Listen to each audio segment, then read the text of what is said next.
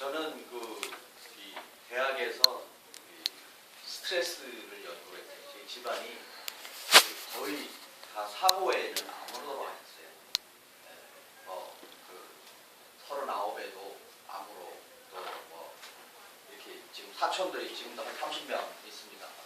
차라대로 루이부터 지금 암으로 돌아가시고 있고, 그래서 이제 암에 대해서 연구를 하다 보니까 스트레스가 가장 큰 원인이라고. 스트레스가 직접 원인은 아니지만 총을 갖고 있다고 사람을 죽일 수 있는 게 아니고 방아쇠를 당기면 총알이 나가서 사람을 죽이는 것처럼 이 스트레스가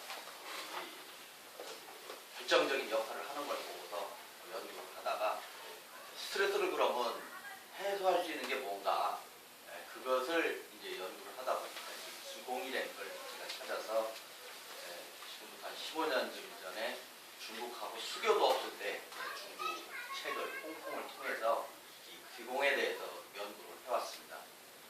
기공의 요체는 기인데 이 자리에 계신 목사님도 계시고 그런데 이 기가 어떻게 보면 만능인 것처럼 그렇게 돼 있고 그 전지전능한 그 하느님 같은 이런 걸 많이 알고 있다 보니까 교회 쪽에서는 조금 기라고 하면 별로 안 좋아하는 그런 부분도 있습니다만은 실제로 기는 구체적으로 과학적으로 검증이 되고 있는 겁니다. 그것이 우리가 이 삼라만사 쉽게 말해서 우주라든지 이 자연에 다 있는데 그것이 잘 안 보여요. 그런데 뭐예요?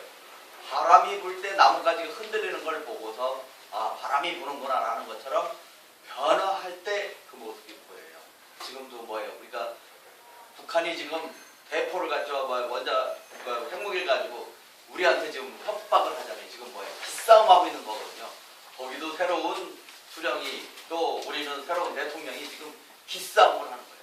모든 현상에 기의 변화가 있는데 그거를 모르는 사람은 모르고 아는 사람은 아는데 구체적으로 사람의 몸 안에서는 알 수가 있어요. 금방 기가 없네, 기가 있네. 맥을 보면 알 수가 있고 얼굴 보면 알 수가 있고 여러 가지 현상이 안에서는 지금 변하고 있는데 여러분들이 아는 사람만큼 아는 만큼 보는 건데 여러분들은 이제 의사가 아니고 또 기에 대해서 관심이 없으니까 잘 모르는 것이 다 계속 우리 몸속에 기라는 것은 계속 이처럼 그 기라는 것이 우리가 측정을 해보면 나오는 것이 있어요.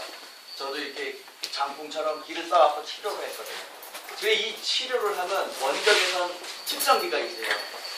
소열을 측정을 해보면 제가 기를 쏘면 그 방송국에 제가 그 기공에 관한하는 꼭 데리고 나가서 하다가 보면 뭘 보여달래요. 기가 뭔지. 그래서 그때 당시에 지금부터 한 13년쯤 전에 한 6천만 원 되는 이 지금 원적에선 측정기를 가지고 검사를 해보니까 평상시에는 요 끝에가 뜨거워요. 제가 오늘 사진을 좀 저기 슬라이드에 좀 가져오려고 했는데 이러다가 기를 쏘면 여기가 뜨거워져요. 그런데 이제 여기가 뜨거워지면서 이것이 전해지는 거예요. 그래서 이 중국에서는 그 기계를 놓고 1.5m 밖에서 기를 쐈을 적에 저게 감지되는 사람을 기공사라고 이렇게 중국에는 기 쏘는 사람들이 많거든요. 우리나라도 장풍을 쏜다, 텔레비전에서 나온다 그러는데 실제로 여기서 쏴가지고 나오는 측정을 할 수가 있어요. 그 원적외선이 되는 거예요. 그런데 이제 이게 바로 어디에 있냐? 할머니들이 배가 아프면 옛날에 내 손이 약손이다 이렇게 비벼줬거든요. 할머니들이. 그럼 배가 아픈 게 나았어요. 그게 바로 원적외선이에요. 그래서 기를 쏠 때 원적외선이 나온다는 게 확정이 됐어요.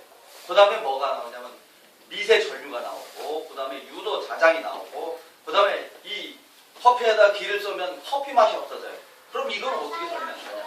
이거는 이제 파장과 입자라는 것으로 설명을 했습니다. 그래서 구체적으로 이 매트는 기가 나오는 거예요. 한마디로 얘기한 건데 기라는 게 조금 애매해.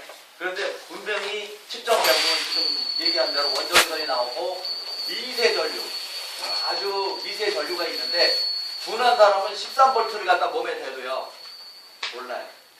그래서 예민한 사람은 이 아주 고도의 이 측정을 하는 사람은 100만 분의 1 마이크로볼트를 감지를 해요. 그래서 이제 그 변화가 있는 거예요. 그 다음에 이제 유도 자장이라는 건 텔레비전 팍 켰을 때 뭐죠? 뭐가 이렇게 좀 느낌이 같은 것들이 기인 거예요. 그 다음에 이제 이 물질이 조금씩 변화하는 것은 입자와 파동이라는 걸 설명이 드립니다. 자, 이 오늘 우리 장 박사가 설명을 잘 해드렸는데 여러분들 황토집에 사시는 분이 있으세요? 황토집. 우리가 과거에 이 흙집에서 살 적에는 아토피성 피부염이 없었어요. 근데 지금은 다 보면 어른들도 아토피성 피부염이 생겨요. 그 이유가 뭔지 아세요? 이 세멘독이라는 게 있어요. 여러분들 세멘 만져보면 좀 있으면 피부에 막 일어나요. 이게 바로 아토피성 피부염이에요. 그건 왜 그러냐면 세멘이라는 것은 이게 튼튼해지는데 50년 걸려요.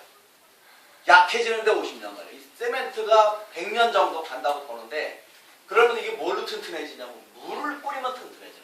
그래서 왜 세멘트 이게 콘크리트 하면 계속 물 뿌리고 다니잖아요. 물을 뿌리면 튼튼해지다 보니까 이게 튼튼해지려고 물을 다 뽑아갑니다. 그러면 피부가 건조해지죠. 우리가 그런 데 살면. 그래 피부에 트러블이 생기는 것이 바로 아토피성 피부염이에요. 그런데 황토는 거꾸로예요. 황토는 뭐냐면 여기에 습기가 많으면 끌고 들어가요. 그 다음에 습기가 없으면 돼요.